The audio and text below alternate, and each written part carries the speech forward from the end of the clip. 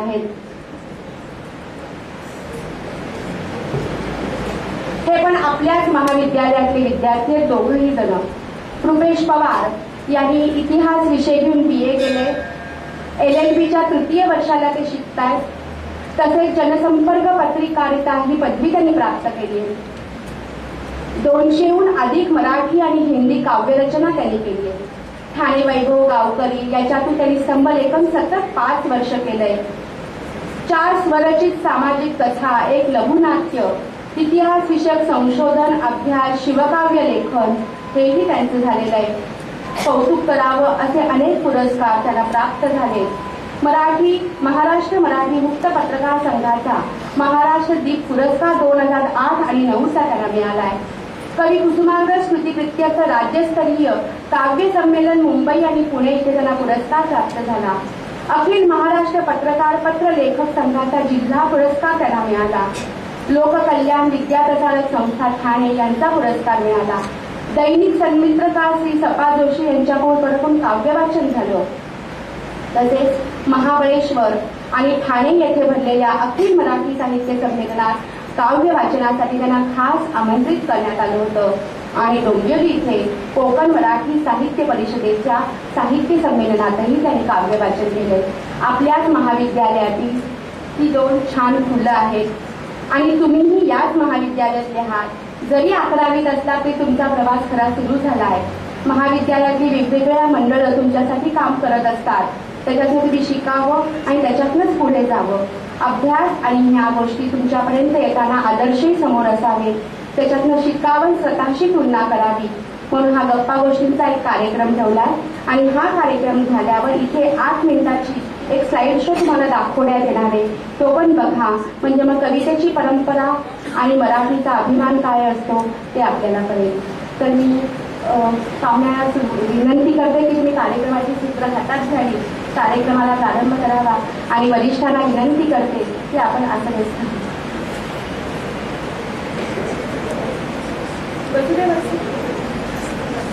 रसिकतेने शेर ऐकवा असं सांगतात असे आमचे Sharma sir, doctor Mathur Vaishya madam, Dahiwale madam, Sonawane madam, Parasnis madam, Patil madam आणि सर्व माझे विद्यार्थी, रुपेशचे वडील इथे उपस्थित आहेत, त्यांचंही मी या ठिकाणी स्वागत करतो. मला कल्पना आहे, मॅडम म्हणाल्या की 4 लेक्चर तुमची झालेली आहे, त्यामुळे तुम्ही खूप दमलेले दिसताय. मला शक्य असतं तर मी तुमच्या पैशांनी सगळ्यांना नाश्ता मागवला असता. काही जण असे एकदम काहीतरी असं टेन्शन असल्यासारखे बसले. कृपया हा कवितेचा कार्यक्रम आहे, तर त्यामुळे एकदम रिलॅक्स बसा. तुम्ही 2 मिनिटात मी तुम्हाला फ्रेश करणार आहे आणि तुमची झोप, तुमची भूक कुठच्या कुठे पळून जाणार आहे. तर त्यामुळे जे आले नाही, काही जण मगाशी म्हणत होते आपण वरती जाऊन गंमत करूया, मला खूप आवडलं त्याचं वाक्य, मजा करू असं त्यांनी म्हटलं. खरं म्हणजे कवितेची मजा ज्यांना करता येते ते खूप रसिक होतात. हल्ली काय झालंय, आपल्याकडे मोबाईल आहे, आपल्याकडे सगळं दिलंय, पण हळूहळू संवेदना हरवत झाली आहे. वर्गात कविता शिकवायला उभं राहिलं की मुलांना जांभया येतात आणि काही नाही, मग त्यांना सगळं जुनं सांगावं लागतं. अरे आपण लहानपणी काय केलंय, तुम्ही कविता ऐकले, एक होती इडली सांबारात जाऊन बुडाली, सांबार होतं गरम गरम, इडली झाली नरम नरम, हे तुम्हाला आवडलं होतं. किंवा चिवताईच्या पिला खरं सांग मला, आभाळातले रस्ते कसे सापडतात तुला, हे आठवतही नाही आता आपल्याला. पण जर आठवायला लागलो, पाडगावकरांची एक कविता आहे की आजोबांच्या खोलीत आता दुःख दुःख दुःख, आजोबांचं जग सगळं मुक मुक मुक, जेवताना आजोबा लाडात येत मला आपल्या ताटातली भाकर देत, जेवता जेवता मध्येच थांबून भला मोठा ढेकर देत. मी रागावून म्हणायची आजोबा bad manners what are you doing, आजोबांचं हसून उत्तर आय एम जस्ट ढेकरिंग. मी आजोबांना म्हणायचे आजोबा बॅड मॅनर्स. आणि मग पुढे ती कविता सगळी मोठी कविता आहे, सगळे ऐकवत नाही, पण तुम्ही हसलात म्हणजे अजूनही विद्यार्थी हसतात याच्यावर आपला विश्वास आहे. हे जे विचार मंच आहे या ठिकाणी पारसनीस मॅडमनी सांगितलं की गेले अनेक महिने राधिका मॅडमनी सांगितलं की गेले अनेक महिने वेगवेगळे लोक येतात, विद्यार्थ्यांशी संवाद साधतात. मी तुम्हाला अतिशय भाग्यवान समजतो, कारण मी शाळेत असताना असे उपक्रम आमच्या शाळेत व्हायचे. कॉलेजमध्ये काही झाले नाहीत ते, पण शाळेतल्या संस्काराने जी विद्यार्थी इथे निवेदन करत होती, मला आठवतं मी पहिल्यांदा निवेदन केलं तेव्हा माझ्या मॅडमनी मला पेन बक्षीस दिलं, शाळेतल्या मॅडमनी 8वीच्या. म्हणजे लक्षात ठेवा की जेव्हा आपण तेव्हा काहीतरी करत असतो त्याचा पुढे आपल्याला उपयोग होतो.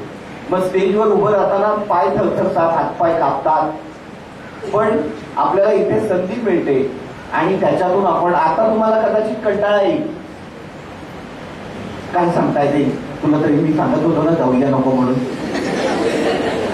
मधूनच तिथून कळटी मारली असते आणि पण मॅडम होते ना समोर, काय कळत नाही का तुला, हे सगळं समजत नाही. कारण तुमच्या वयाचं असताना आम्ही पण शिक्षकांना काय मॅडम मी उगाच काय कार्यक्रम आहे, किती वाजले, 4 वाजले वाजता झालेलं आहे. पण आता मला त्यावेळी मी जे बोललेलं होतं ते वाईट वाटतंय, कारण त्यांच्यामुळे आज मी इथे उभा आहे. मॅडम ह्या सगळ्या तुमच्यासाठी, आता त्या किती सकाळी लवकर आलेल्या आहेत मॅडम, पण विद्यार्थ्यांना काहीतरी मिळालं पाहिजे. 2 आमचे आयडॉल तुमच्या समोर उभे आहेत, बसलेत. म्हणजे एक रुपेश आहे आणि एक अदिती आहे. लक्षात ठेवा की बाहेर कितीतरी वाईट वाईट वाईट वाईट गोष्टी घडत असतात, पण या चांगल्या गोष्टी आपल्यापर्यंत येत नाही आणि त्याच्यामुळे नेमका प्रॉब्लेम होतो. कारण पत्रकार नेहमी वाईटच बातम्या छापतात, त्यांना नेहमी काहीतरी कळलं, आता कार्यक्रम आपला छान चाललाय, काही बातमी येणार नाही उद्या, पण उद्या इथे येऊन कोणी माझ्यावर चप्पल फेकली लगेच बातमी येईल बघा. कारण निगेटिव्हपणा आपल्याकडे सगळीकडे वाढत चाललाय. निगेटिव्ह अप्रोच, संपादक सांगतात काय निगेटिव्ह आहे का सांगा, तर उद्या आपली बातमी वाचली जाणार आहे. मग आपल्या या उपक्रमांनी काय करायचं आहे, तर आपल्यामधला सगळा निगेटिव्हनेस काढून टाकायचा आहे. मी सर्व शिक्षकांना मनापासून दाद देतो आणि सलाम करतो या सगळ्या तुमच्या यांना, की इतके चांगले उपक्रम तुमच्या समोर होत आहेत.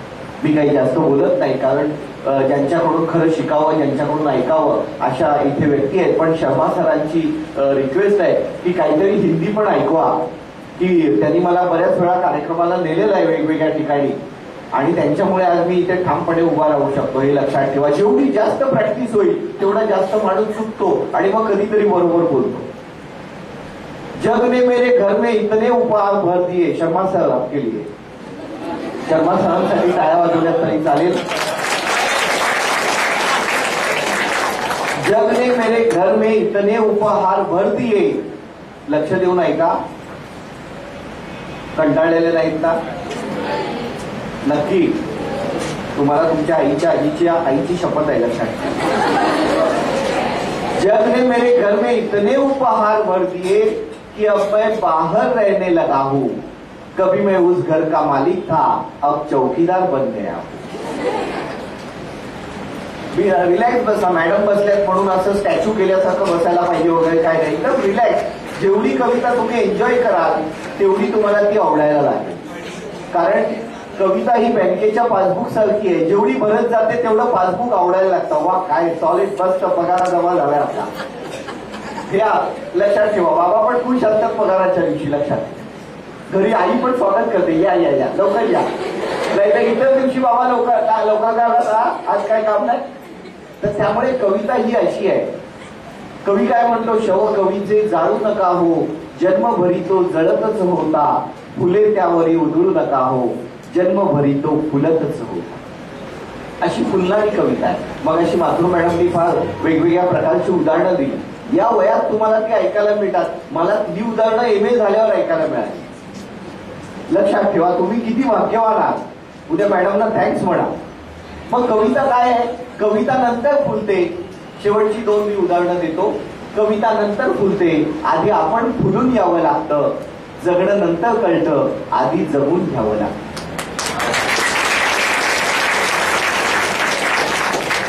आपल्या कार्यक्रमाला आपण सुरुवात करणार आहोत, पण त्याच्या आधी कविता आणि कवी म्हणजे नेमकं काय. कवी जेव्हा बोलतो ना प्राणातून, बागवेसरांची एक कविता आहे, त्यातल्या पहिल्या पासावरी मी फक्त ऐकवतो. एकदम जोरदार दाद द्या, कारण मागच्यांची झोप जाईल. ते बघा झोपलेत काही लोक.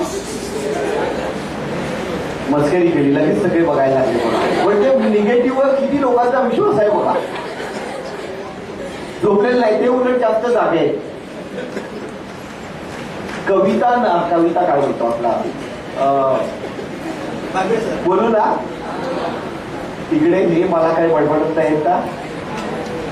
कवी जेव्हा बोलतो ना प्राणातून तेव्हा त्याला नुसतं हसायचं. कवी जेव्हा बोलतो ना प्राणातून तेव्हा कवितेसारखं बसायचं. कवी बोलतो, खूप बोलतो, भरपूर बोलतो, नदीच्या भरल्या काळजात जसा पूर हलतो. कवी बोलतो धरती ऋतू होते, कवी तोलतो आकाश ऋतू जाते. कवी जेव्हा बोलतो ना फुलांबद्दल फूल होऊन तेव्हा ऐकायचं असतं आपण त्याच्या कडेवरचं मूल होऊन. कवी झाला शब्द आपण व्हावं गळा, कवी झाला सूर आपण व्हावं मळा. कवी समुद्राच्या लाटा विंचरतो वारा